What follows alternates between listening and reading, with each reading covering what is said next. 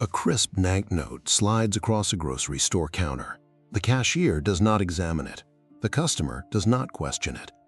Somewhere between one hand and the other, something extraordinary happens, and nobody notices. Nothing about the paper itself explains why it just bought dinner. There's no gold hidden inside it. There's no silver waiting to be melted down. There's only ink, cotton fibers, security features, and a shared belief that it can be exchanged for something valuable. That shared belief is what economists call fiat money. The word fiat comes from Latin and roughly means "let it be done." In simple terms, fiat money has value because a government declares it to be legal tender and because millions of people continue accepting it every single day. That sounds surprisingly fragile at first. After all, how can an entire economy rest on something as invisible as trust? The answer becomes much easier once you stop thinking about money as an object and start thinking about it as a social agreement. Imagine trying to trade without money. You grow apples, your neighbor repairs bicycles, someone else bakes bread, someone else raises chickens.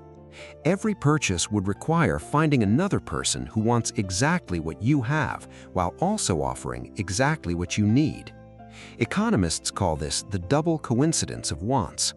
It sounds complicated, but the problem is easy to picture. You may have apples, the baker may have bread, but perhaps the baker only wants eggs. Now you must find the chicken farmer before you can finally buy your loaf of bread. The system quickly becomes slow, frustrating, and inefficient.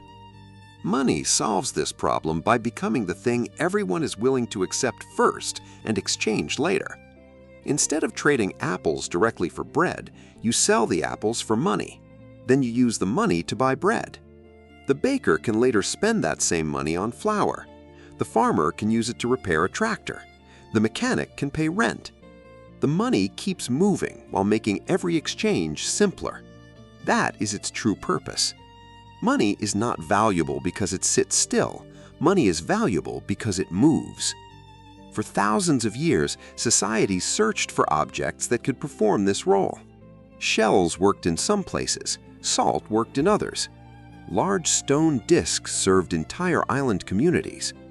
Eventually, precious metals became especially popular because they were durable, difficult to counterfeit, divisible, and relatively scarce. Gold and silver coins carried value partly because the metal itself was valuable. For centuries, many people assumed this was simply what money had to be. Then economies grew, trade expanded across continents, governments became larger, banks became more sophisticated. Carrying enough gold for every transaction became increasingly impractical. Paper certificates slowly appeared as promises that a certain amount of gold could be claimed later. People gradually realized something unexpected. Most of the time, they never collected the gold at all. They simply exchanged the paper itself. The promise became more useful than the metal sitting inside the vault. Eventually, many countries abandoned the direct link between their currencies and gold. Today, the world's major currencies are fiat currencies: the dollar, the euro, the pound, the yen. None of them promise that every banknote can be exchanged for a fixed amount of gold. Instead, they rely on something larger. They rely on confidence that tomorrow other people will continue accepting them. That confidence does not appear by magic, and it does not live in any single bank or government building. It lives in the fact that your neighbor expects it will work tomorrow, and so do you. That expectation is reinforced by an entire network of institutions operating quietly in the background. Governments collect taxes in it, employers pay wages in it, courts enforce contracts written in it. It is everywhere. Businesses list prices in it, banks hold deposits in it, and the entire daily rhythm of economic life keeps confirming that the currency will still function when you wake up tomorrow. The more people participate, the stronger the network becomes. Think about language. A word only has meaning because enough people agree on its meaning. The paper dictionary does not create the language, the people using it do. Money works in a surprisingly similar way. Its value grows from widespread coordination. That does not mean every currency succeeds forever. Trust must be maintained. If governments spend recklessly, if central banks lose credibility, or if inflation spirals out of control, confidence can weaken. Once people begin expecting prices to rise rapidly, their behavior starts changing. Workers ask for higher wages, businesses increase prices sooner, consumers spend money quickly before it loses purchasing power. Those reactions can push inflation even higher. History offers powerful reminders of this fragile balance. In Germany, during the early 20th century, hyperinflation destroyed the purchasing power of the German mark. Prices rose so rapidly that wages sometimes had to be collected several times a day. People hurried to spend their money before it lost even more value within hours. The paper itself had not changed, the trust behind it had. A different lesson appeared decades later in Zimbabwe, where enormous increases in the money supply, combined with severe economic problems, led to another period of hyperinflation. Again, the collapse was not caused by paper becoming different. It was caused by confidence disappearing faster than it could be restored. These examples are dramatic precisely because they are unusual. Most modern economies spend enormous effort protecting confidence in their currencies. Central banks adjust interest rates, governments manage budgets, financial institutions are regulated. None of these actions guarantee perfect stability. They exist because maintaining trust is one of the most valuable responsibilities in an economy. This also explains why creating money is far more complicated than simply printing banknotes. Most modern money is digital. When you receive your salary, no truck delivers stacks of cash to your house. Numbers appear inside your bank account. When you tap your phone to buy lunch, ownership changes through electronic records rather than physical paper. The banknote in your wallet represents only a small fraction of the money circulating throughout the economy. Yet the same principle still applies. Whether money exists as paper, coins, or digital balances, its usefulness depends on collective confidence that others will recognize it tomorrow. That confidence shapes decisions every single day without attracting much attention.